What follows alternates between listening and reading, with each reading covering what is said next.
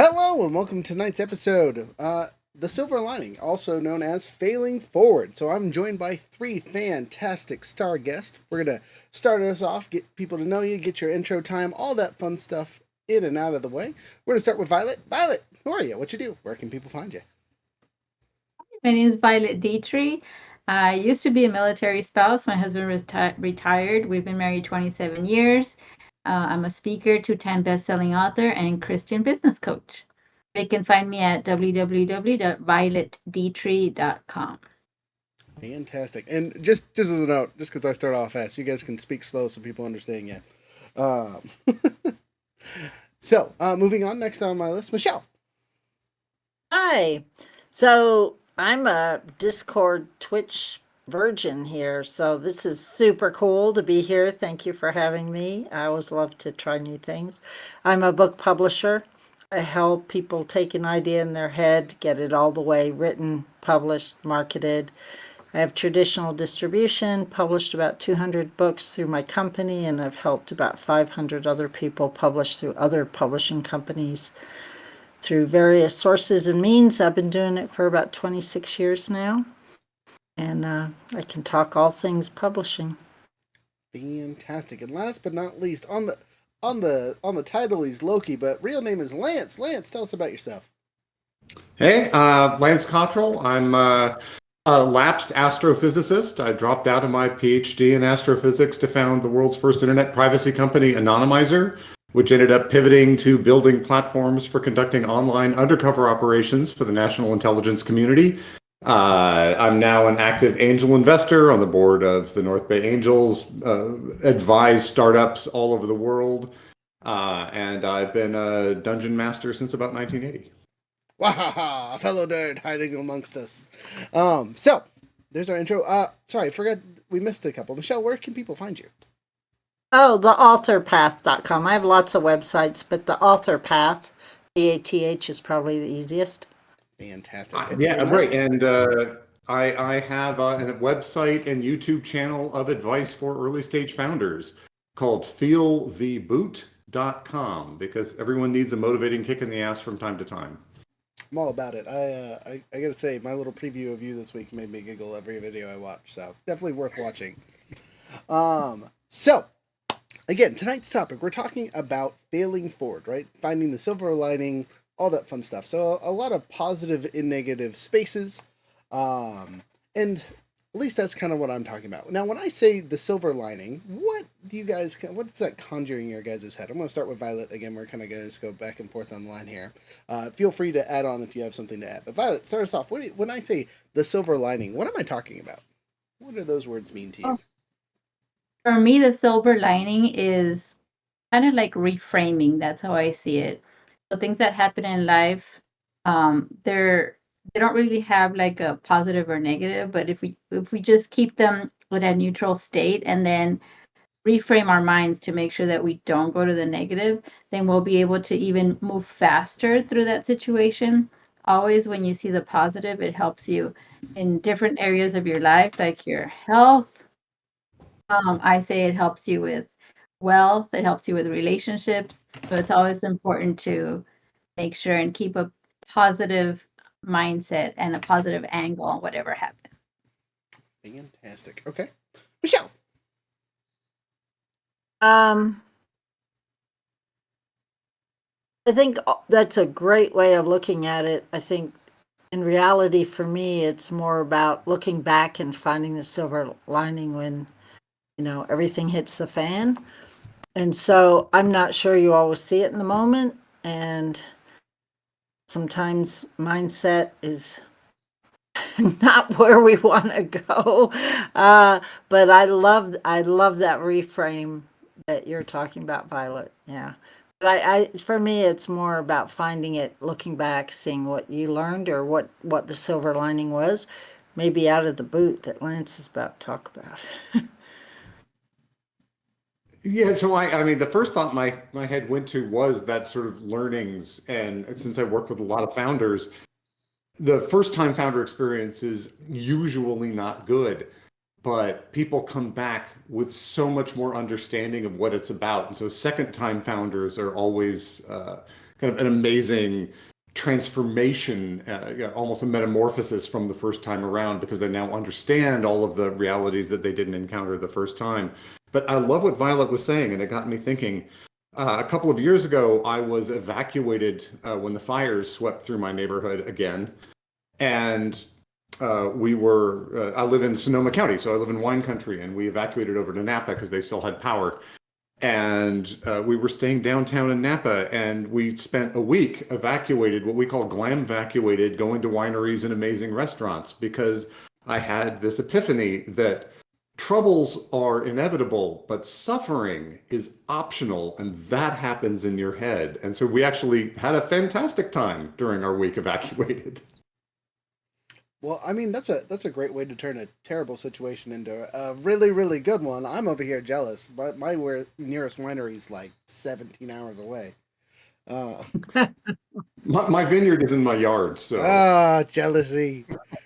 So, with that being said, from a gaming standpoint, all that you guys said are all positive things that gamers can take away from what they're doing, right? We are a tad bit more controlled by the roles that we have, right? So bad roles generally lead to bad situations.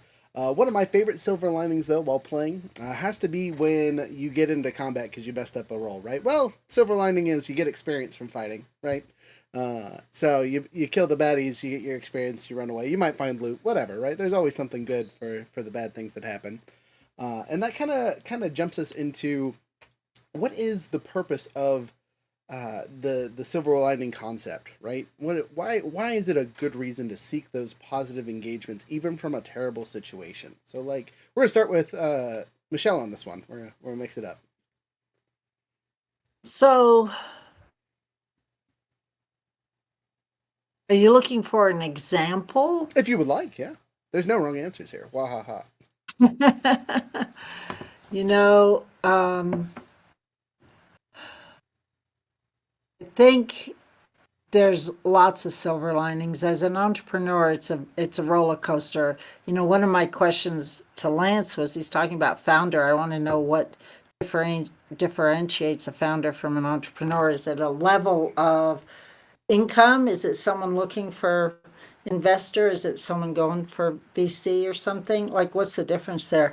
But yeah, you're waving. I have an answer. So, founder is someone that is starting like a new process or something that hasn't been done before, whereas an entrepreneurial is just taking business in general and kind of going out of nothing. They're starting a new business, but it might be like a yard clipping thing, right? Whereas a founder is something that is completely new, is the easiest definition by my understanding. Yeah, okay, so I think generally that's right. That an entrepreneur is anyone sort of going into business for themselves, where founders tend to be trying to create a new business of some sort, and also the level of ambition where they're hoping to get. I mean, when I'm talking to them, they're in the gutter and just two guys struggling or. And there's a silver lining there. Well, as an entrepreneur, I think it's very roller coastery, and so I'm always looking for the silver lining. I'm always like, I have to pivot. I have to change. This economy is different. I have to pivot. Publishing has turned its head upside down in the last couple of years. And I guess I am looking at it for where are the opportunities more than the silver lining. Where's the niche? What are other people not doing that I can step into? Where are the big publishers failing that I can kind of grab a piece of that pie, right? And so I think I'm not sure I'm answering your question, but I think my frame might be a little bit different because I'm always in hustle mode. Hustle mode is always good. And as someone who runs a business, finding the new fun thing. When people tell me shotgunning is a terrible idea, I giggle at them because it works. Yeah, and it's not a sexy idea right now. You're not supposed to hustle. You're supposed to like have a good mindset and go chill and all these things. And I've been a lifelong entrepreneur and I hustle every day. And gotta get those steps in. Yeah. All right, jumping over to Violet. Violet, what about you? When we talk about what is the reason behind finding the silver lining? Why is that such an important person for, especially entrepreneurs, but for people in general. So how much time do you have? Well, we have an hour, but I'll probably cut you off in about 5 minutes so we can get to the next bit. Well, as you may remember, I'm a suicide survivor. I was a Christian since I was 8, but about 13 years ago, my husband came home earlier than I expected because as a soldier, he works basically 24 hours on call. Um, but this time he came home around 5, around clock out time, and he found me on the living room floor. I was cold, my skin was gray, and I was basically unconscious because the pain of life, me not finding the silver lining in things, really got to me. And I was like, I'm done with this. Life is too painful for me to go on, and I didn't have any hope. Um, but then he found me just in time, rushed me to the ER. They brought me back to life. And since then, I've been trying to figure out, my purpose. What am I doing here? And I found out that silver lining is what gets you through. Because if you, if you, when you face situations and you say they're negative, then it's like, oh my goodness, the universe is against me. God is against me. Nobody loves me. Nobody's on my side. But when you use that silver lining, it helps you it just helps you to go on. It gives you hope. And, I love what John Maxwell says, that there's no such thing as failure, especially when you learn from it.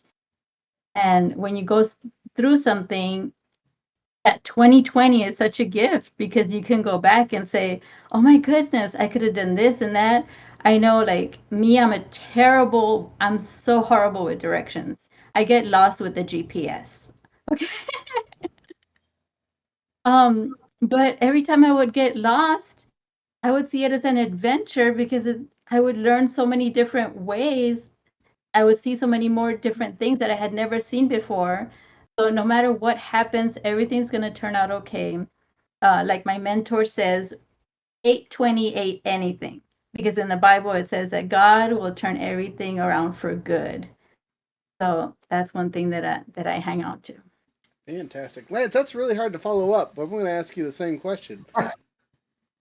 So, Yeah, for founders and other entrepreneurs, why is focusing on a silver lining of projects that might have not gone the way they wanted to so important? I mean, I think it's all about being able to move forward and looking at how do you learn, how do you extract understanding from the thing that's gone wrong. And this is something to cultivate because things go wrong all the time as a founder. If I look at the 13 years that I was running my startup, I cannot count the number of times we came within a whisker of total disaster on two hands. It was a lot. And some of them were really, really rough. But the things I took out of that, the way those improved the business, the way those improved my understanding of things, and it's just generally given me a very relaxed attitude towards life. I'll be in a situation and see people just losing their heads around me. As no, this is worrying, but this isn't a crisis. Like I've seen crisis. I know what that looks like. And and you have to always be okay. The setbacks are inevitable. Crap, stuff's going to happen. There's going to be issues, and always looking for okay, what is the learning from this? How do I take that and make things better going forward? Because it is that continuous path of iteration. And I think it's hilarious you called this Failing Forward, this episode, because my party recently finally named themselves and they called themselves Failing Upwards. Nice. F you. Nice. That's good. I like that. I'm stealing that for later. Just to let them know. Okay. Well, I gotta tangentially tack a question on there, right? So you talked about the calm that comes with this, right? Do you ever feel like that's just because you've been burnt out so many times that they're just the amount of energy it takes you to get to your crisis mode is that much higher than someone who's just starting out? I mean, I think there is a degree to which you know how much more you can survive than many people might expect. That, if you're willing to dig in and take on, we always called it the cockroach strategy, because after the nuclear holocaust, they'll still be crawling around. And the key to winning, like the first key to winning is not dying and just being there and continuing to have more opportunities. And so I've learned to kind of reframe a lot of things in terms of like, is this a disaster or is this just massively inconvenient and unpleasant? And okay, yeah, no, that's not fun. It's not what I would have been choosing to do this week. But okay, well, we just need to adapt. We need to do the things that you need to do to react to that. And I mean, we had crazy ones. Like there was this one time when we had a 10% chargeback rate on our credit cards because we were doing privacy, and a lot of people were doing bad stuff with our tools. And so we get a call on a Friday afternoon from our credit card company and saying, yeah, we're not happy with what you're doing. So we're going to cancel your credit card account. And we're going to pull back the last 90 days of charges that we've done with you and drain your bank account, and have a good weekend. Oh, and we're going to put a black mark on your record so no one else will give you a credit card account, credit card processing account either. And we survived that. And that was exciting. I wouldn't want to go through that again. But you can, you suddenly get creative, and it's like, okay, how do we manage through that? How do we learn? What do we learn from that? How do we adapt our processes so they can't do that to you again? There's all sorts of things that come out of that. I feel that wholeheartedly. Michelle, you look like you have stuff to add on here, so let's hear it. I do. I think a lot of it is age, like really just knowing that it may not be okay, but it's going to be okay. And you got to really be grateful in the moment. And I think all four of us probably have some level of that. And the other piece is capacity.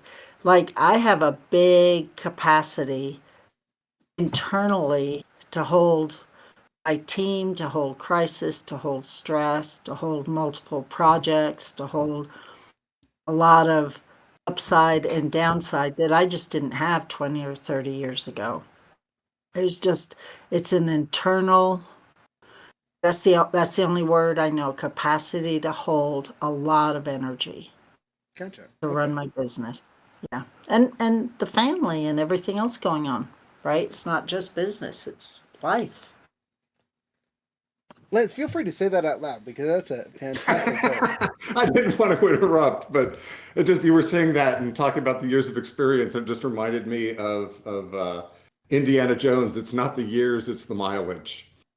Yeah, right. That's an important car quote too, just for the record. Violet, did you have anything to tack on to this one as well?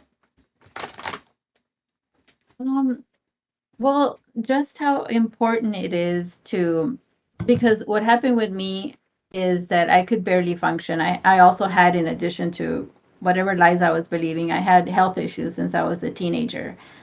And I noticed that when I would stress about something, or when I identify something as pain or something negative or something happening to me, and sometimes I would be drama queen, world is ending. And I would just feel it in my body.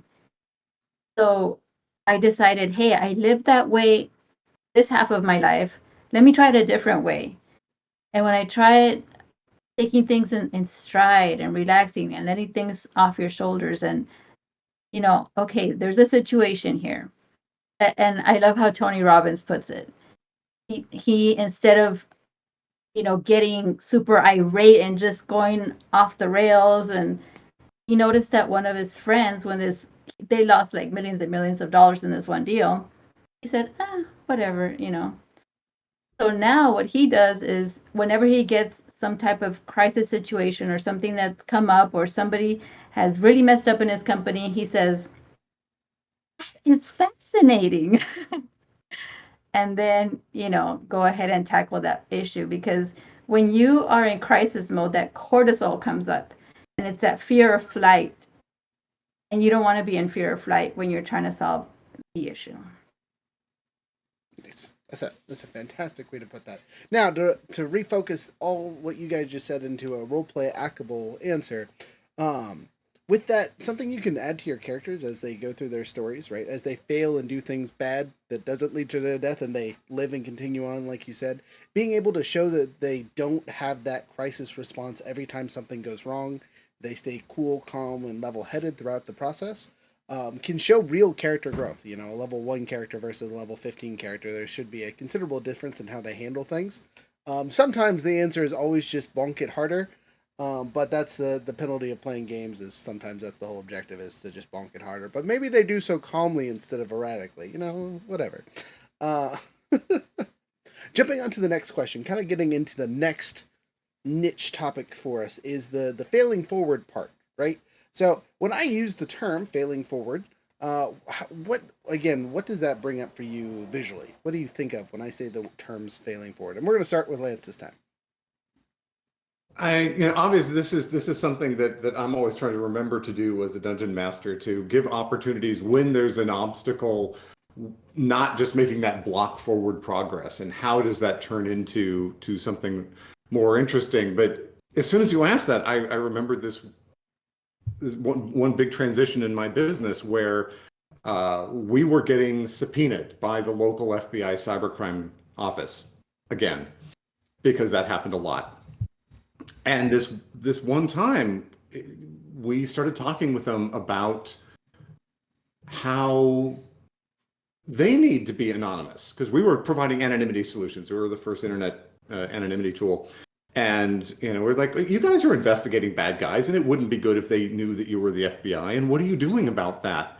And they didn't have a good answer. And so we were able to sort of pivot on that point and get in and talk to them about what they needed to do.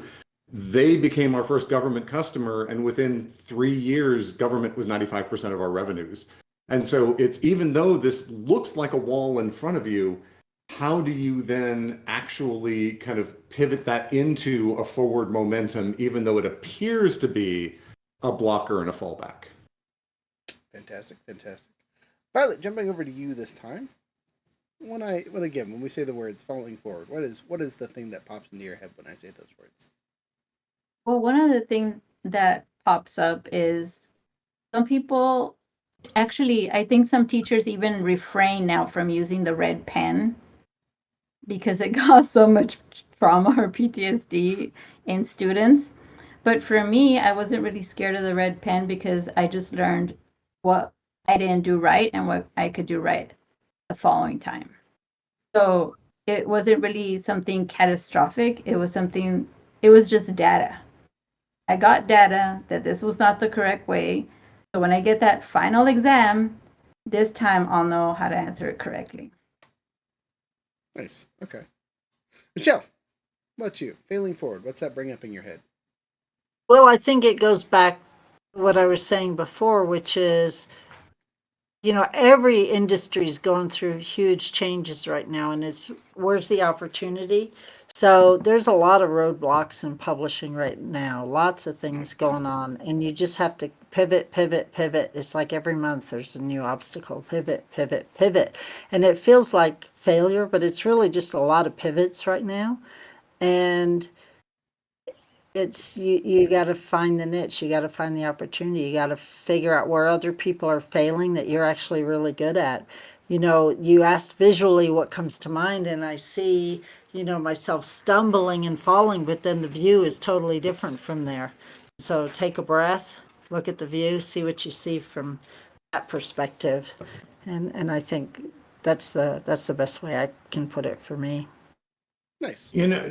Those answers made me think of something else, which was my Kung Fu instructor always said, if you're not losing, you're not learning.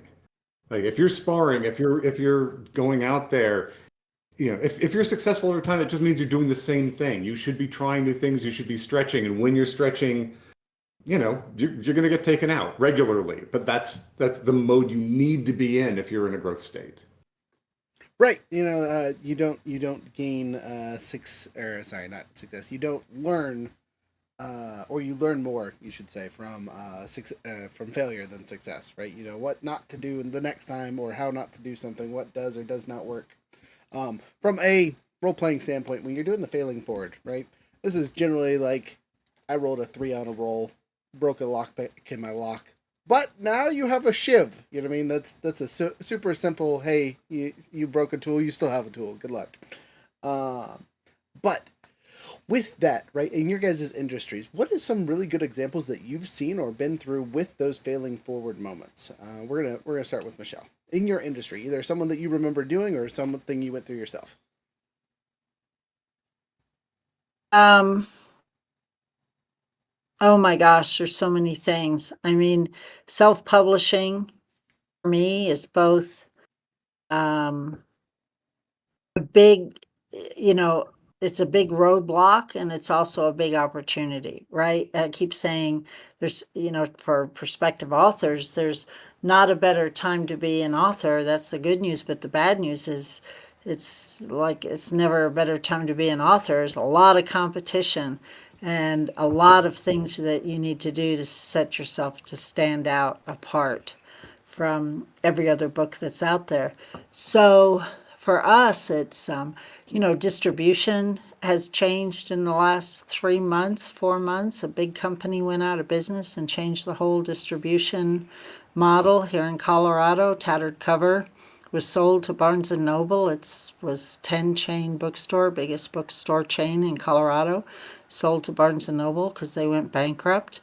On the other side, you've got really small bookstores opening up, but they have to have coffee shops so people will come hang out there, and then they just come out, hang out. And I hear they sell lots of coffees, but most people go to Amazon to buy the book. I've got some ideas about helping bookstores get ebooks so that when people are sitting, they can actually sell the ebooks. They don't have to go to Amazon to freaking buy an ebook, and they can enjoy the coffee in your bookstore.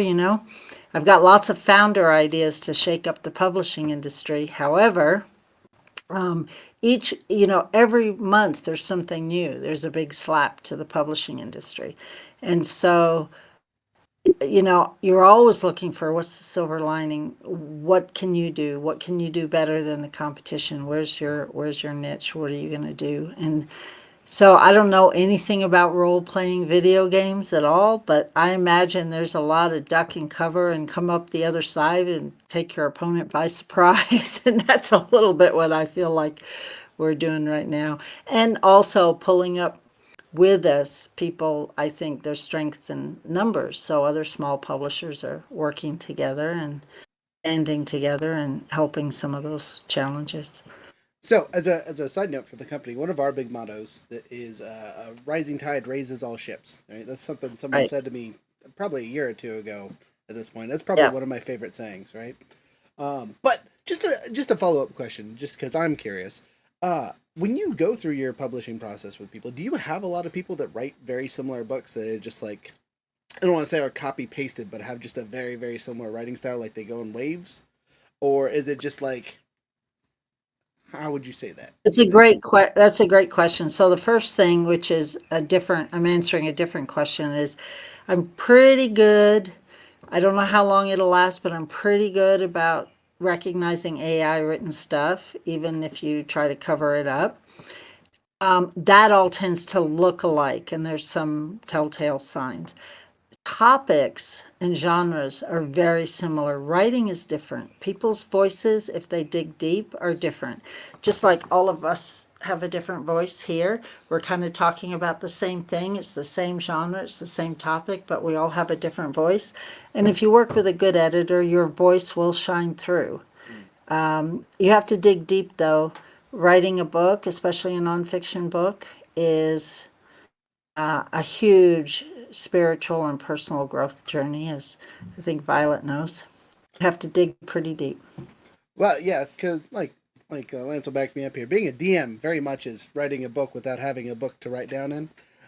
So Yeah, the right, story and feel to it is very much the author's journey, as we'll say. right. But I'll reframe and get back to that later. Wahaha. Violet, going back to the other question that we had just asked, a personal story, an antidote, something like that for the failing forward. Like, what is something that you've seen in your life or gone through, or watched someone else do that you can think of? Well, I really agree with what Lance said about you're not failing unless you're not trying or you're not dead. Um, because in entrepreneurship, some of the issues that come up are procrastination and perfectionism. You're never going to get anywhere if you try to be perfect.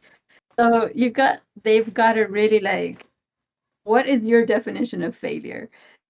That has to be like just blown out of the water, because what one of my mentors said is ugly sells. So just get it out there. Ugly is real. That's what people want. They want to see you. They don't want to see something like super shiny. And anyway, that's going to take maybe 10 years. So do you want to make money, or do you want to look good, pose as somebody that's perfect and then that nobody can relate to? So those are some of the things that, I see in entrepreneurship that I really try to help them to get over. It's, hey, how are we going to do this? By when do you want to do it? And just get it out there. And one thing that I love about, Amazon is when you publish your book, you can just upload another one, if it's on the ebook. And that's one of the things that helped me is like, okay, I'm just going to do it the best I can, just put it up there. I can always put another one up later on. And that's how you learn and you grow and you change things. And you can actually test the market that way. Put it out there, see what people think, be able to get their feedback. And one of the things that my husband used to do in the military is an after action report. And that's like super good. I'm sorry, what? I said, hell yeah, we do that at the end of every show. Yeah. Yeah, and it's important in every area of life, like how did I do? How am I doing in my marriage? How am I doing in entrepreneurship? How am I, and be kind to yourself. See all these things as, use grace with yourself. And then, like I said before, just use it as data and be able to change things, pivot, move here and there. And entrepreneurship, like publishing, it sounds like it changes all the time. The way that you advertise, new things come up that you can do. So you always have to be on your toes and don't worry about failing, because you're going to be able to handle it and it's part of the learning process. Yes, wholeheartedly. So, that being said, again, Lance, you keep getting the short end of the talkie stick going behind Violet. I'm sorry. But anecdotal stuff on your end. Obviously, you've heard a couple already, but I feel like you're full of them, so we're here to listen. Yeah, no, I mean, I've worked with and advised several hundred startups, so I've got a lot of data points. For failing forward in the entrepreneurial context, it's got to be the pivot where you're driving forward, you're hitting a wall, and then you have this realization that there's a bigger opportunity. Like for us, we were doing consumer privacy, and we realized that there was a need for government undercover capabilities, sort of same technology but applied a different way.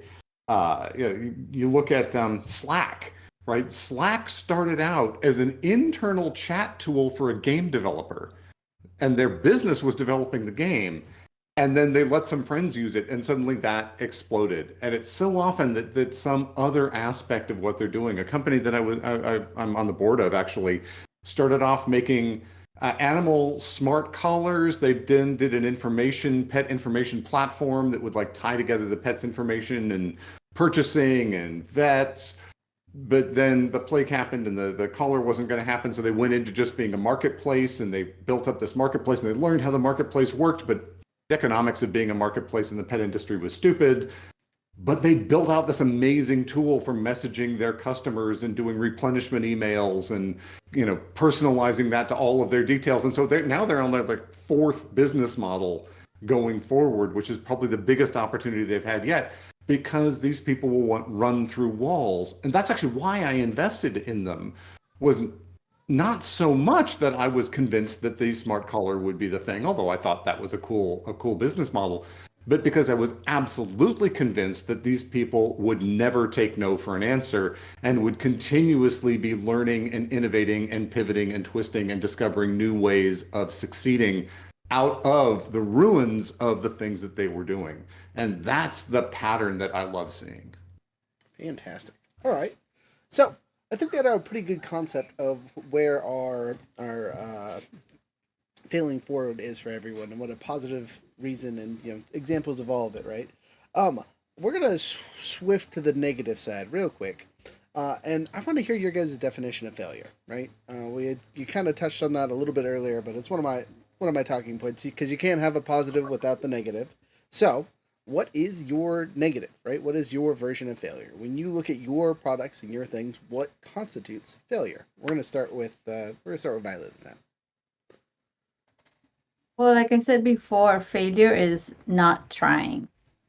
And one of the things that happened with me recently is I've been trying to run a challenge for my new program that I'm going to be running. I called it Profit from Your Story or Fulfilling Your Destiny. I've been trying different things that worked before with Facebook, and they didn't get much traction. So, should I consider that failure or should I just consider that feedback? So, what I'm doing with that is I'm saying, okay, let me look at, am I marketing in the right place? Am I saying the right messaging? What do I need to do to get people's attention to stop that scroll? So, that's just information for me so that I can change what I need to do because it's my responsibility to be able to attract those people, to catch their attention, and to get the right people in my program. If I put it the wrong way, for example, my husband, he helps people build their podcast, and he was advertising it as, oh, build your podcast on a shoestring budget. Well, guess what kind of people he attracted? People with The a shoestring people budget. that did. Exactly.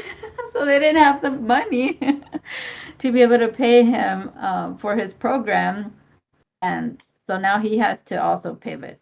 And that's how I see it. Is failure is basically how am I going to learn from this? Getting that information, getting feedback, getting back up there. Just like the Bible says, a righteous man will fall 7 times, but he'll continue to get back up. As long as you get back up there, use all that information that you got and change it. That way you'll get the results that you want. It's funny you bring up shoestring budgets because that's a very much a thing. If you say, "Hey, it's cheap and free," the people that need cheap and free show up in droves. It's great. That's what you're So, going to attract. moving on to Michelle. What is Oh, your I'm a little.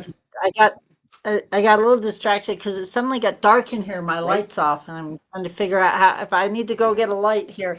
But Yes, so tell me the question again. of course. I was gonna say, hopefully it's not a Buenos Aires moment. You got a giant meteor with bugs showing up. But jokes aside, what is your definition of failure? Right.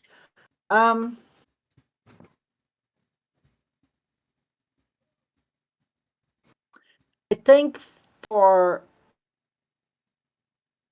me, it's so obviously you learn from all the failures and all of that. And I've had all kinds of catastrophic failures over the year. But really, where I take it really super personally is if I have to let a team member go, if I had to fire a client today, anything where it feels like I just really made a bad decision to start with. And then I hung on too long to try to make it right and justify it. That's what really feels like a failure to me. It's the personal stuff. It's not the it's not the things that aren't personal. It's the real personal things, right? All the other stuff in business is business. And I can draw a line, but when it comes to people, that's I think what's still really hard, and that's hard as an entrepreneur, hiring and firing people, hiring and firing clients, onboarding clients and realizing, wow, they're really not the right match for our company. And then what do you do? All of those things I see of as failures. Obviously, they're learning points. Obviously, I got much better at hiring over the years. Do I still make mistakes on it? Absolutely. Am I better at it? Absolutely. So, you learn from every one, but I do take that stuff personally. I know I shouldn't, but I do.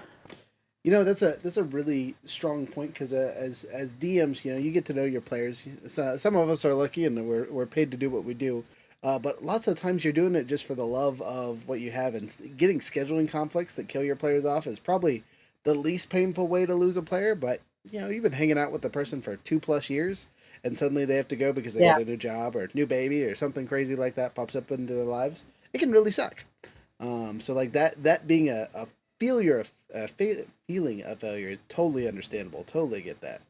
And I'll get back to that statement in a second. But jumping over to Loki, or sorry, Lance. Yeah, so Michelle's point actually hits real hard with me. The human side, that when you need to fire someone, and especially if they're surprised, that you have not set them up, you have not been communicating properly.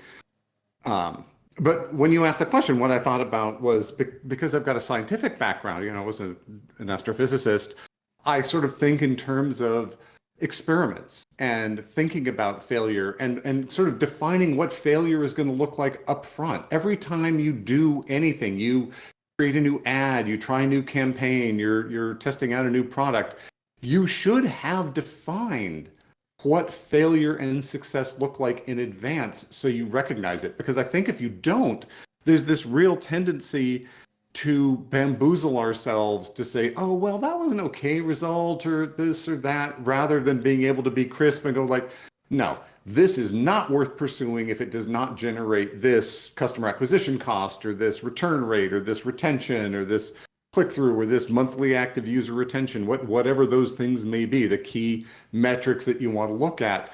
You want to really understand, what does it mean that this was a failure, and expect it. I mean, this is one of those things about science, is most of your experiments probably are not successful, or they're giving negative results. And those are as useful as the positive results, assuming you've gone into it with the right attitude and you can cut and run. I mean, even in a business, you should know when the business is a failure and when to bail. I mean, I think one of the worst things people do, is their ship is sinking, and what do? They hold on for dear life to the anchor. Like, that's just not the right answer. That's I'm funny. going to move and find a light. Okay. I'll be back. I'm just going to move and find a light. My light went out. Darn sun doing its thing. But to bring up a personal story for us, as a business, when we first started with our founders, right, there was 4 of us, and our goal point was, hey, we're gonna run this thing for 3 years, right? After year 2, we're not gonna put any money into it. It's just gonna run as is. If it can't keep on its own without having any income from us on the 3rd year, it's time to cut it, right? Well, I am happy to report we've hit our 3rd year, and we're doing good, right? We're ahead of where we need to be. We're past what we've ever paid into the silliness, and we're continuing to grow. So like, we as a company had that failure point and agreed, hey, this is it. Along the way, we lost a couple people for various reasons, but me and Younger, the other business partner, who is apparently not feeling well and not joining us tonight, unfortunately, had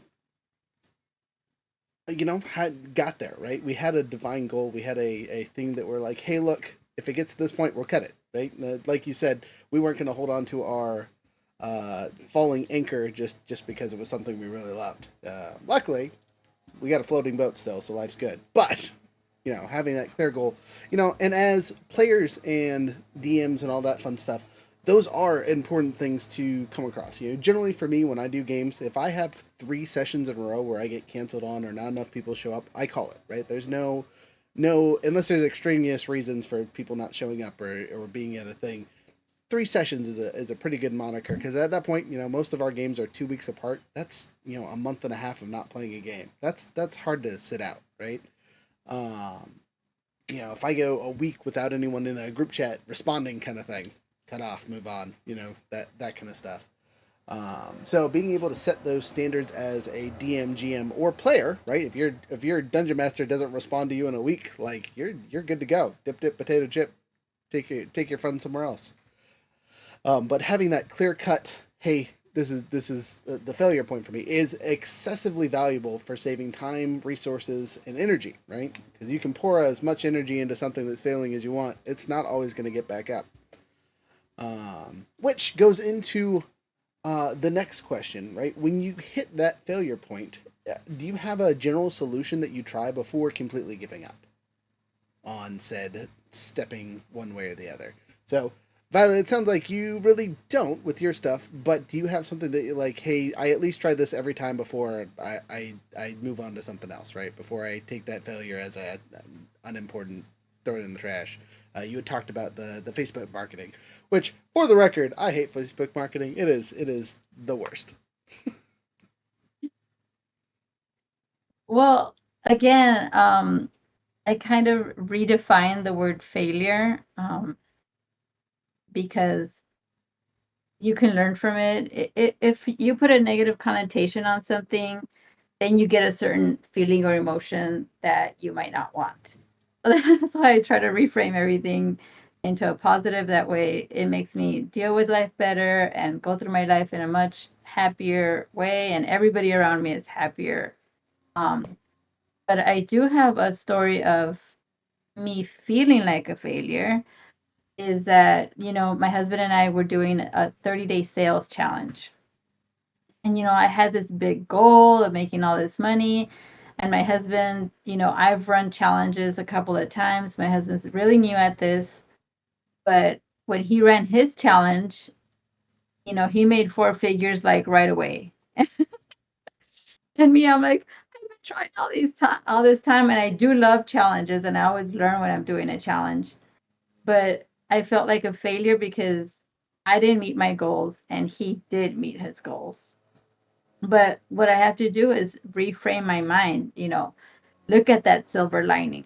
What did I learn from this? What can I do differently? How do I approach this? And of course, always go to God in prayer, because he may be what we call closing a door on something that he wants us to move on from. So if something is not getting traction, then hey, I may not this may not be the right season for that. This may not be the right timing for this. So let me put that on the shelf and then go ahead and, for example, try my speaking opportunities. And right now I'm getting a lot of speaking opportunities.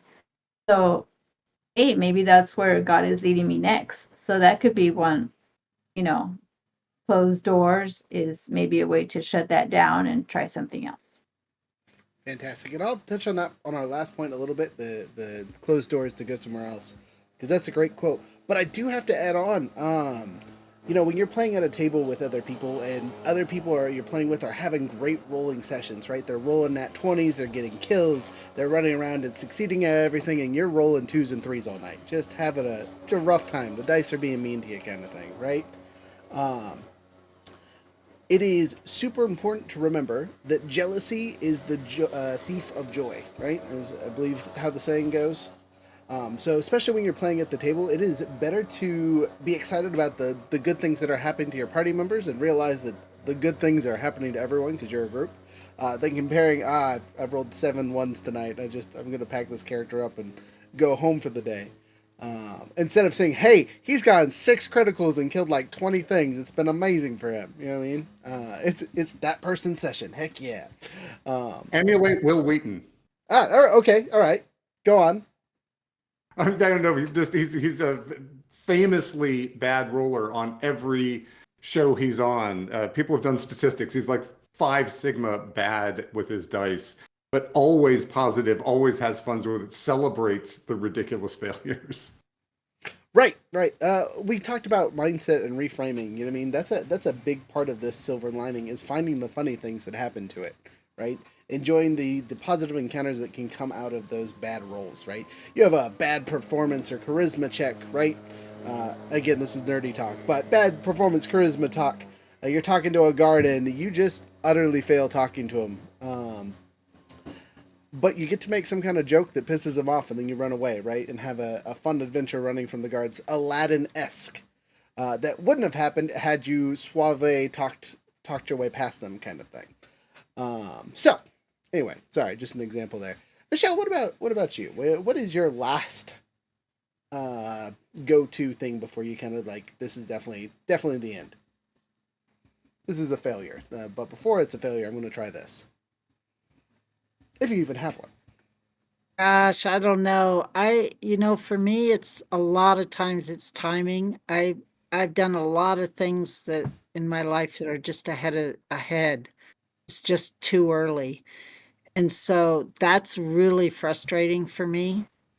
And so it's more that I get a vision, I try to implement it, and it's just too early for the marketplace. And I've got a lot of examples of doing things in my life. And so, it's really hard to just put something aside when you know it's a really great idea, right? Or that it should have gone, like it should have worked, and it doesn't work for whatever reason. And so, but I don't see those as failures. Some of those I've picked back up later, and some of those I've just hung in there through the dark nights and hung in until the markets come around, right? So I was doing audiobooks way before audiobooks were a thing, and podcasting. I was on, Blog Talk Radio way back, right?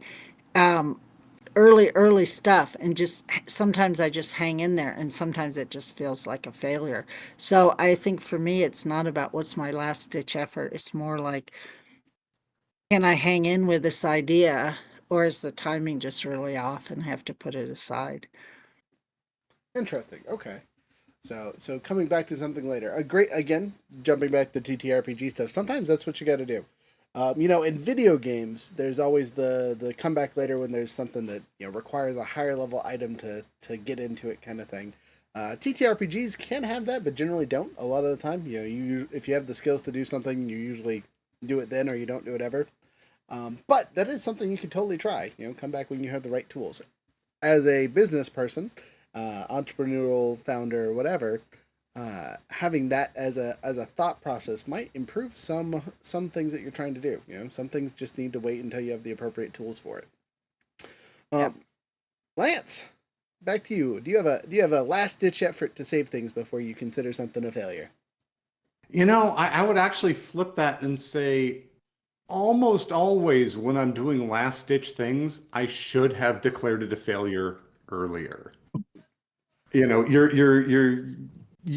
in your heart this isn't going to work. You should have stopped, but you're just too attached to the thing. You're too attached to the person. You love this idea, and you're sort of riding it down, and you should have cut and run earlier.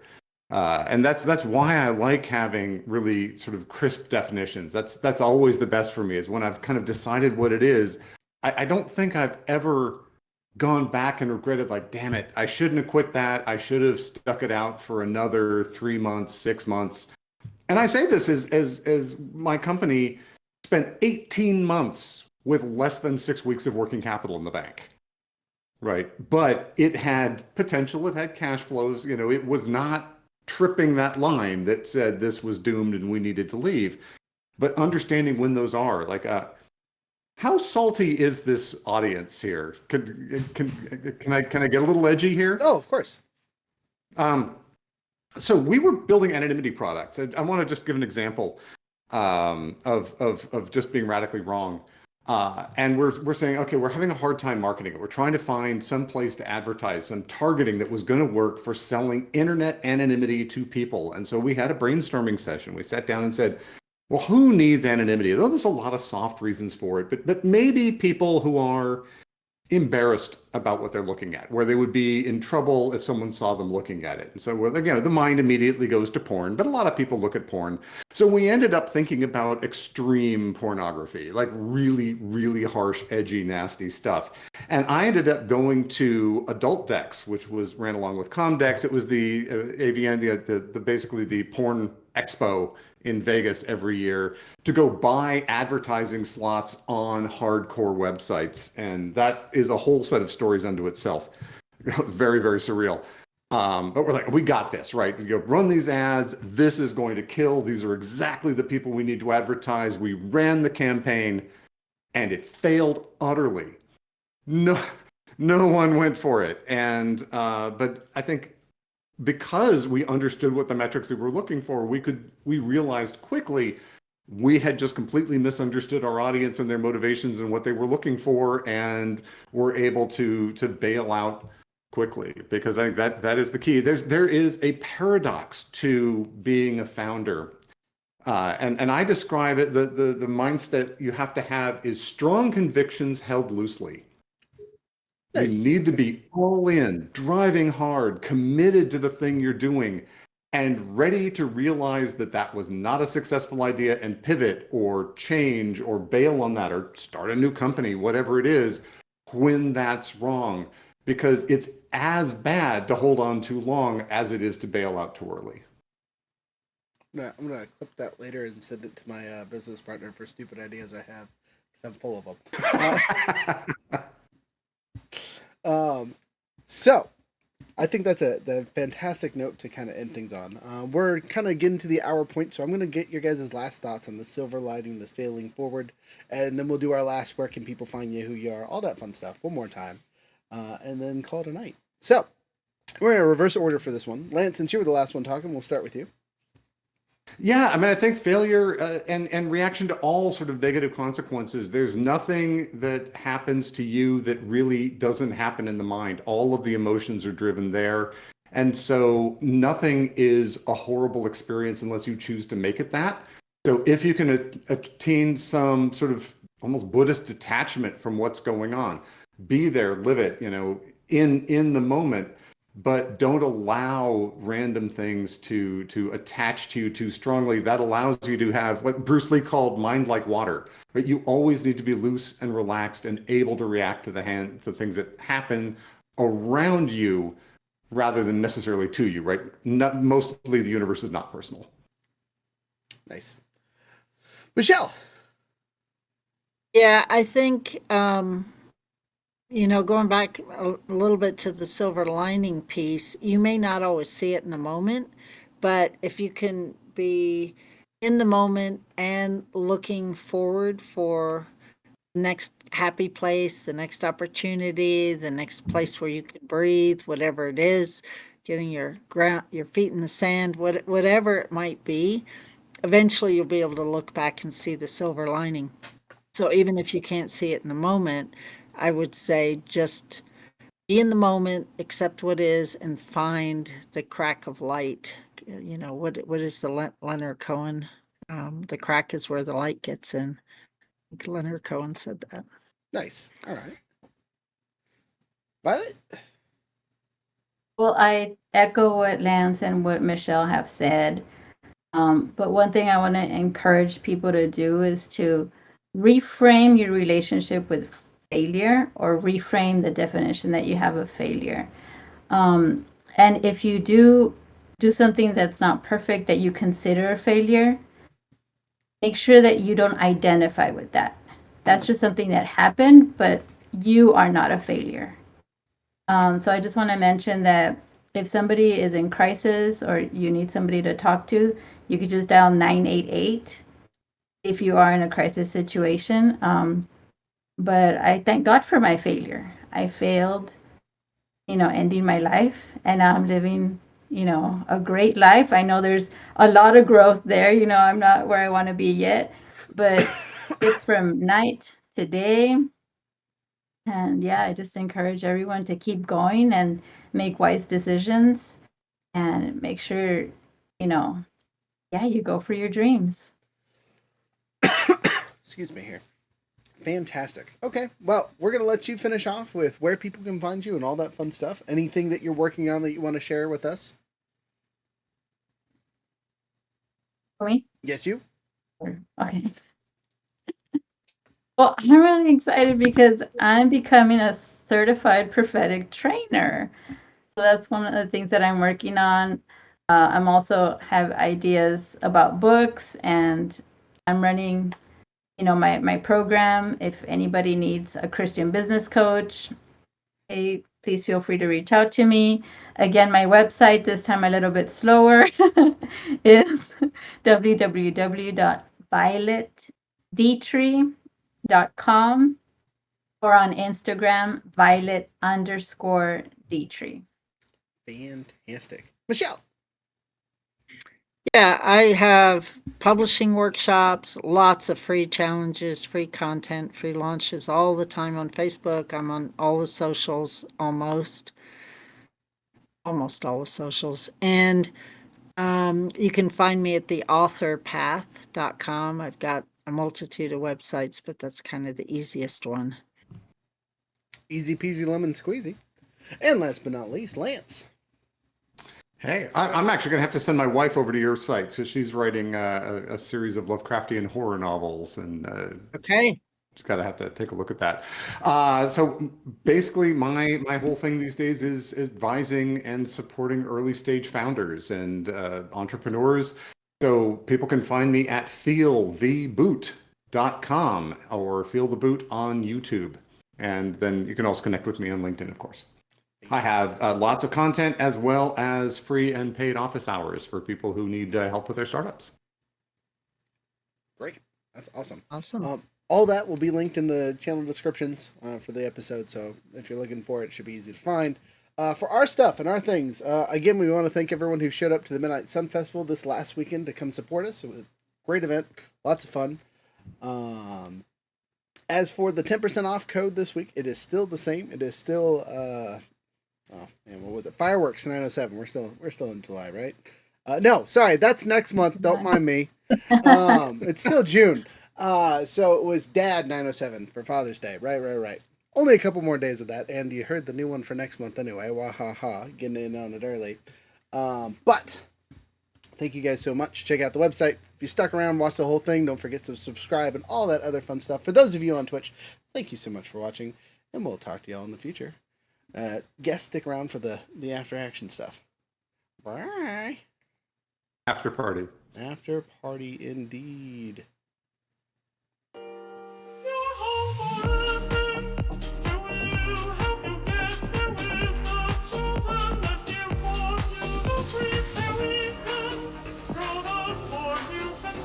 Action.